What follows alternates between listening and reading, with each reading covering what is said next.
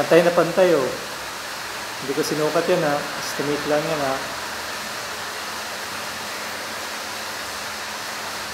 Tingnan nyo guys oh. Pantay na pantay oh. Yung balat ko. Estimate lang yan. Hindi ko sinukat.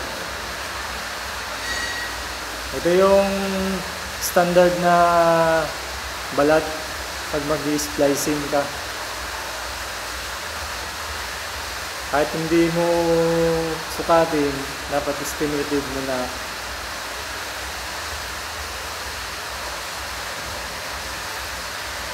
Tapos, pag mag-splicing ka naman, ito ituro ko sa inyo sekreto ito sekreto ko ito. Ito ay sekreto ko sa pag-splicing. Ituro ko sa inyo. Pag nag-splicing kayo, mas maganda, ibukan nyo muna yung strand. Pwedeng kamayin kung walang kuryente.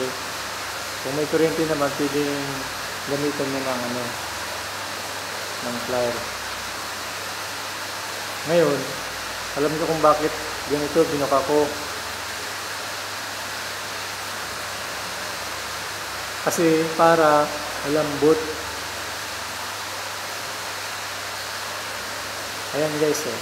Tingnan nyo Ito-twist ko ng kamay ko lang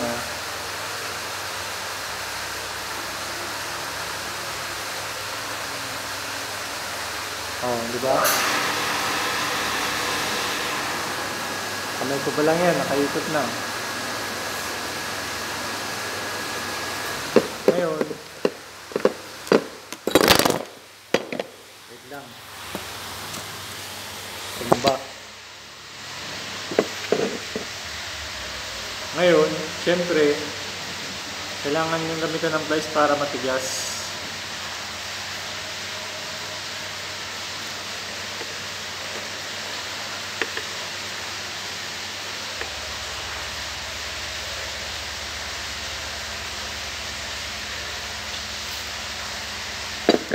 Alam niyo ba kung ano talaga yung sekreto ko sa pag-splicing? Sabihin ko sa inyo Ang totoong sekreto ko sa pag-splicing ay ito.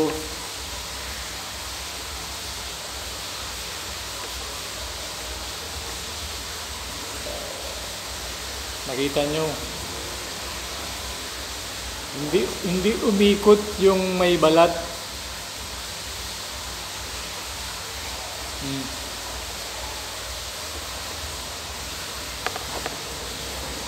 Hindi umikot yung may balat.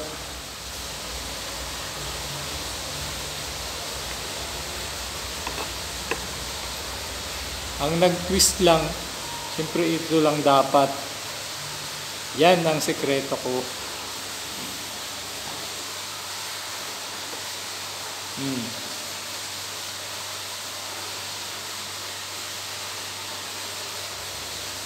Ito ang tinatawag na sekreto ng master.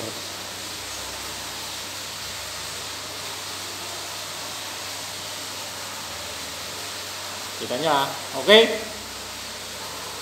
Okay? O okay? Siyempre hindi pa yan tapos. Kakat mo yung dulo. Yan. Saka mo ibabalot ng tape. Hindi na kailangan yan tupiin. Kasi lalaki pa yung bubukol pa Ito yung splicing ni master.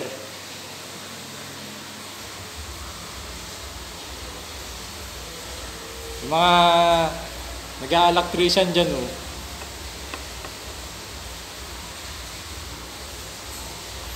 ito ang tamang splicing Ngayon alam nyo na.